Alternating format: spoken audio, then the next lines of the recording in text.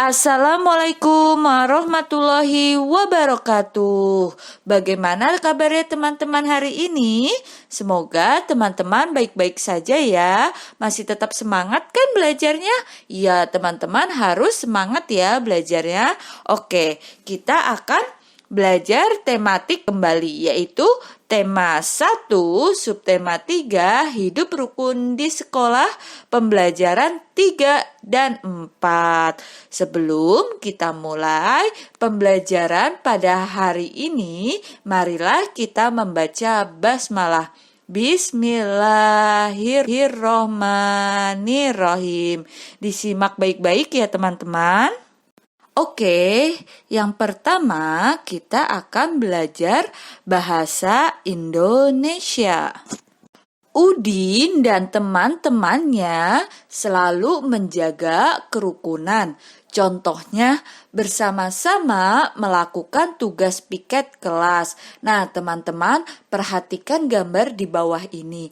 Apa yang dilakukan oleh para siswa? Iya, betul. Siswa semua pada melakukan tugas piket. Ada yang menyapu, ada yang mengepel, ada yang merapihkan buku, ada yang merapihkan lemari, dan ada juga yang merapihkan meja dan kursi.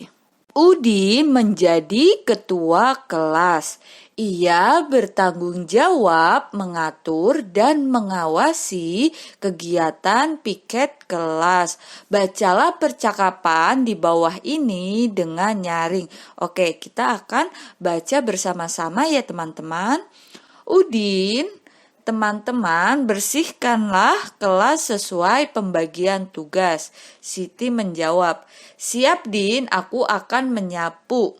Kemudian, Edo, aku akan menghapus papan tulis sampai bersih.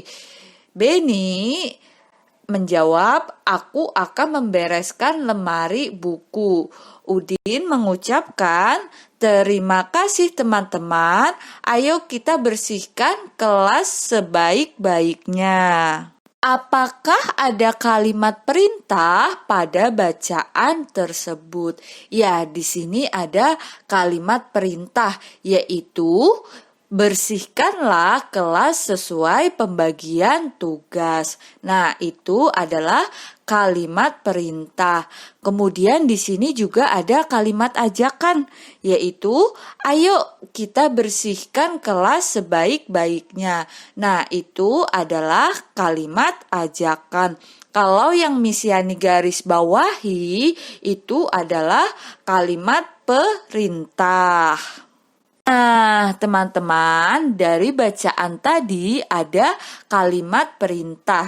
Yang mana kalimat perintahnya? Ya, betul. Yang teman-teman bersihkanlah kelas sesuai pembagian tugas. Arti kalimat perintah yang diucapkan Udin adalah Udin memerintah teman-temannya untuk membersihkan kelas sesuai pembagian tugas. Jadi Udin memerintahkan teman-temannya untuk apa? Ya, untuk membersihkan kelas sesuai pembagian tugas. Nah, yang terakhir kita akan belajar matematika. Nah, teman-teman, di sini Misyani punya contoh pengurangan tidak menyimpan. Disimak baik-baik ya. Beni bertugas membereskan lemari. Kelas di lemari terdapat kotak kapur tulis. Mula-mula ada 242 kapur tulis. Kapur tersebut digunakan 31 buah. Sisa kapur dihitung dengan pengurangan. Jadi sisa kapur ada titik-titik. Nah, di sini Misyani menggunakan pengurangan cara panjang dan cara pendek. Yang cara panjangnya terlebih dahulu. Yang pertama, 242 dikurang 31. 242 sama dengan 200 ditambah 10 ditambah 2. Kemudian 31. 31 sama dengan 30 ditambah 1. Nah, di sini kita kurangkan ya pengurangannya. Mulai dari angka satuannya terlebih dahulu. Teman-teman harus ingat, penjumlahan dan pengurangan teman-teman kerjakan angka satuannya terlebih dahulu. Nah, angka satuannya di sini berapa? Iya, angka 2 dikurang 1 hasilnya yaitu 1.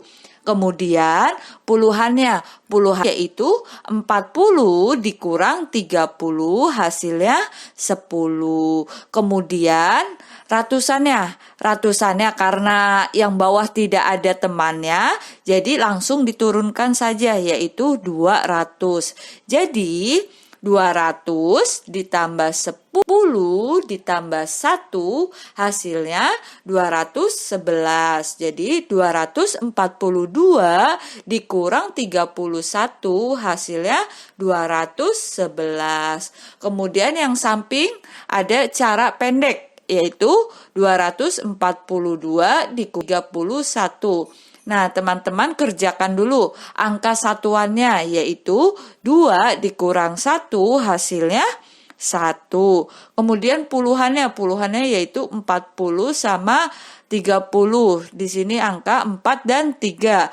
Kita kurangkan terlebih dahulu yaitu 4 dikurang 3 hasilnya 1. Kemudian ratusannya.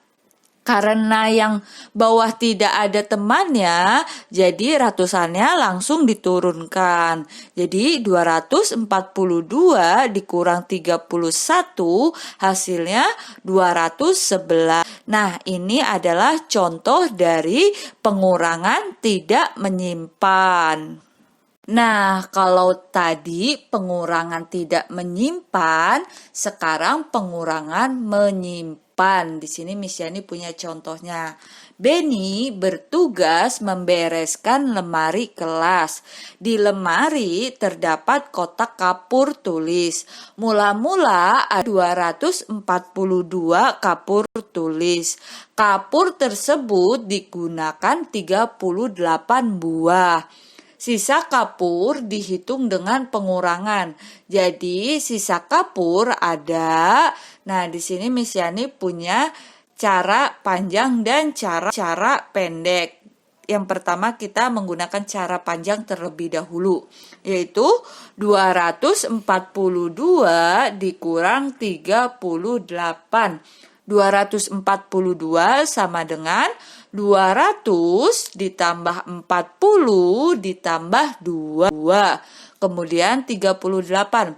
38 sama dengan 30 ditambah 8. Nah, kita kurangkan di sini. Dimulai dari angka satuannya terlebih dahulu, yaitu 2 dikurang 8. Karena 2 dikurang 8 tidak bisa, jadi 2-nya minjam angka 1 ke depan, jadi 12. 12 dikurang 8 hasilnya 4.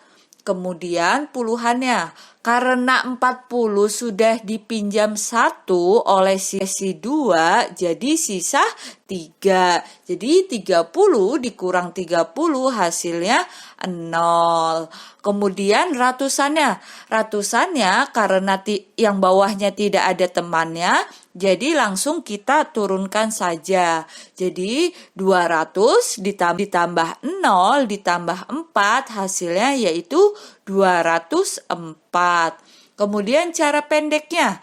242 dikurang 38. Kita kurangkan dulu angka satuannya yaitu 2 dikurang 8. Karena 2 dikurang 8 tidak bisa, jadi 2-nya pinjam ke depan yaitu pinjam 1. Jadi 12. 12 dikurang 8 hasilnya berapa?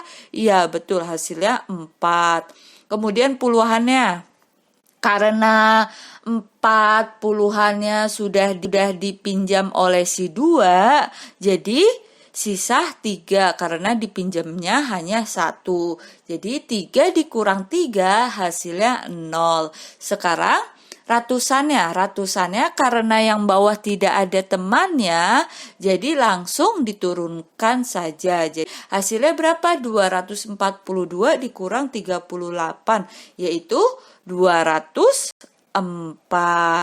Jadi sisa kapurnya ada berapa? Ada 204. Nah, di sini Miss Yani punya contoh pengurangan cara panjang dan pendek. Yang pertama kita kerjakan terlebih dahulu yaitu cara panjang. Cara panjangnya yaitu 295 dikurang 169. 295 sama dengan 200 ditambah 90 ditambah 5. Kemudian 169 sama dengan 100 ditambah 60 ditambah 9. Nah, kita kerjakan angka satuannya terlebih dahulu yaitu 5 dikurang 9.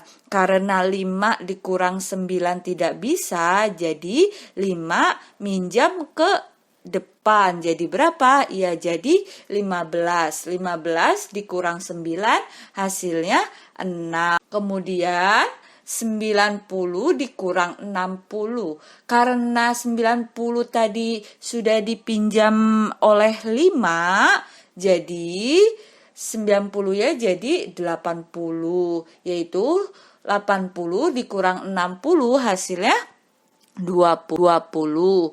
Kemudian ratusannya yaitu 200 dikurang 100 hasilnya 100. Jadi 100 ditambah 20 ditambah 6 hasilnya 126. Jadi 295 dikurang 169 hasilnya yaitu 126.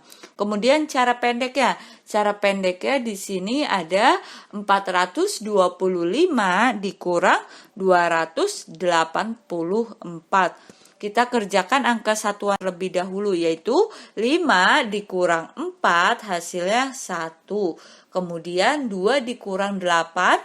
Karena 2 dikurang 8 tidak bisa, jadi minjam ke depan. Jadi berapa? 12 dikurang 8 hasilnya 4. Nah, ratusannya 400 dikurang 200. Jadi karena 400 sudah dipinjam 2, jadi sisa 3. Jadi 3 dikurang 2 hasilnya 1. Jadi ratusannya yaitu 3 dikurang 2 hasilnya 1. Jadi 425 dikurang 284 hasilnya 141. Upacara diikuti siswa dan guru. Ada 239 siswa dan 15 guru. Berapa peserta upacara seluruhnya?